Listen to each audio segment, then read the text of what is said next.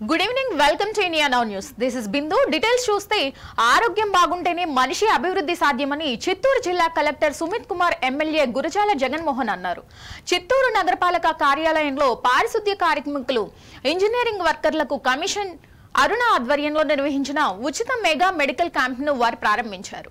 ఈ సందర్భంగా మాట్లాడుతూ పారిశుద్ధ్య కార్మికులు లేకపోతే నగరంలో అపరిశుభ్రత వాతావరణం విలయతాండవం చేస్తుందన్నారు.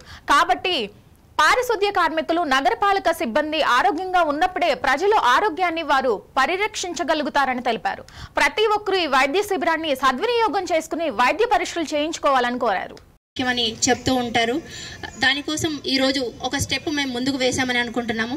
గతంలో మనము సిఎంసి ద్వారా ఇదే ప్రాంగణంలో మన మేయర్ గారు ఉన్నారు, డిప్యూటీ మేయర్లు అందరూ కూడా కలిసి మనం ఒక క్యాంప్ కండక్ట్ చేయడం జరిగింది.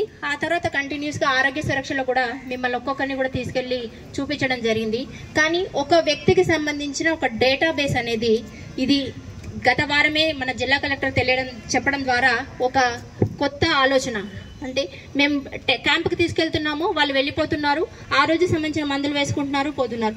కానీ ఎవరికైనా నిజంగానే ఇంకా సీరియస్ ఇల్నెస్ ఉందా, వాళ్ళకి ఫర్దర్ ఏదైనా ప్రాబ్లం ఉంటే మన కార్పొరేషన్ నుంచి ఎలాంటి సహాయ సహకారాలు అందించవచ్చు అనేది.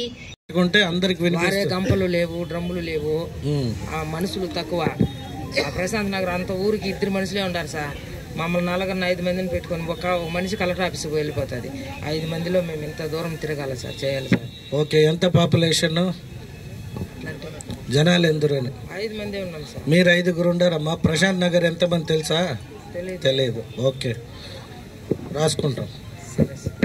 జిల్లా కలెక్టర్ గారికి మాకు కూడా చాలా సంతోషంగా ఉంది. మేడం గారు చెప్పినట్లు 3 నెలలు ఒకసారి మీకు చేయాలి. మీరు ఆరోగ్యంగా ఉంటేనే మన డివిజన్ అంతా కూడా బాగుంటుంది. అదేవిధంగా మీకు ఒక చిన్న సలహా చెప్పాలని నాకు కూడా కోరిక ఉంది. మనలో ఎంతో తలనొప్పి, ఒళ్ళనొప్పి, కడుపు నొప్పి, షుగర్, బీపీ ఉన్నా కానీ మీరు అటెండెన్స్ కావాలి, పని చేయాలి అని మీరు చేస్తున్నారు. ఇంకా మనం అభివృద్ధి పెట్టుకుంటున్నాము. కానీ మీరు అది చేస్తే మీకు సురక్ష ఉంటుంది, మీ ఫ్యామిలీకి సురక్ష ఉంటుంది. ఇంకా కాకుండా నేను కమిషనర్ గారికి ఏం ఆదేశం ఇచ్చానో, ప్రతి వ్యక్తికి అప్కోర్స్ నుంచి శాలరీ వస్తుందా లేదా, కరెక్ట్ శాలరీ వస్తుందా లేదా, ఏమైనా కటింగ్ చేయడం జరుగుతుందా లేదా, అండ్ మీకు వచ్చిన ఏమేమి బెనిఫిట్స్ అంటే జీపీఎఫ్ కానీ ఈపీఐ కానీ అదే వస్తున్నాయా లేదా. సో నేను ఈ పని కోసం ఒక సెపరేట్ ఆఫీసర్ అపాయింట్ చేశాను. వాళ్ళు నాకు ఒక నెల రిపోర్ట్ ఇస్తారు.